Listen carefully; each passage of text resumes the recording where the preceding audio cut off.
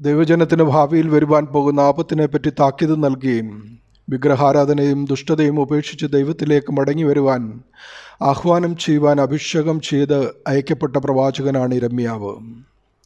എന്നാൽ രാജാവിനും ജനത്തിനും അനിഷ്ടമായ പ്രവചനമായതിനാൽ പ്രവാചകൻ അനേകം കഷ്ടമനുഭവിക്കേണ്ടി വന്നു. തൻ്റെ വ്യഥയിൽ പ്രവാചകൻ പുറപ്പെടുവിക്കുന്ന പരിവേദനമാണ് യിരെമ്യാ പ്രവചനം 15-15 അപേക്ഷ. യഹോവേ, നീ അറിയുന്നു. എന്നെ ഓർത്ത് സന്ദർശിക്കണമേ. എന്നെ ഉപദ്രവിക്കുന്നവരോട് പ്രതികാരം ചെയ്യണമേ. നിന്റെ ദീർഘക്ഷമയിൽ എന്നെ എടുത്തു കളയരുതേ. നിന്റെ നിമിത്തം ഞാൻ നിന്ന സഹിക്കുന്നു എന്നോർക്കണമേ.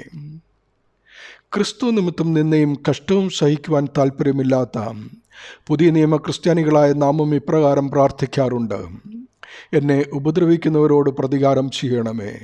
നിന്റെ ദീർഘക്ഷമയിൽ നിന്നും എന്നെ എടുത്തു കളയരുതേ എന്ന്. ഇവിടെ പ്രവാചകനും നാമും ഒരുപോലെ അംഗീകരിക്കുന്ന കർത്താവിൻ്റെ ഒരു സ്വഭാവ ഗുണമാണ് ദീർഘക്ഷമ.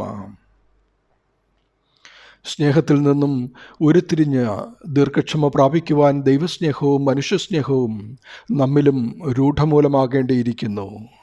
അതിന് ദൈവത്തിൻ്റെ പരിശുദ്ധാത്മാവിൻ്റെ ആവാസം അനിവാര്യമാണ്. പരിശുദ്ധാത്മാവിൻ്റെ ശക്തിയും ആവാസവും ലഭിക്കുവാൻ കർത്താവിനെ സത്യേക ദൈവമായി വിശ്വസിക്കുകയും സ്വീകരിക്കുകയും വേണം.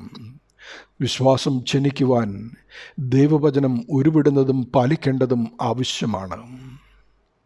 യിരെമ്യാവ് 15-16 പ്രവാചകൻ ഇത് തിരിച്ചറിഞ്ഞ് ഏറ്റുപറയുന്നു: ഞാൻ നിന്റെ വചനങ്ങളെ കണ്ടെത്തി ഭക്ഷിച്ചിരിക്കുന്നു.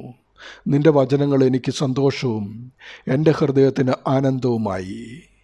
ഈ തിരുവെഴുത്ത് നമ്മിലും ഫലവത്താകട്ടെ. അവിടുത്തെ ദീർഘക്ഷമ നമുക്കും അനുഭവേദ്യമാകട്ടെ. വചനം എപ്പോഴും നമ്മുടെ നാവിലും ഉള്ളിലും ഹൃദയത്തിലും നിറഞ്ഞിരിക്കട്ടെ. ദൈവനാമം മഹത്വപ്പെടട്ടെ. ആമീൻ.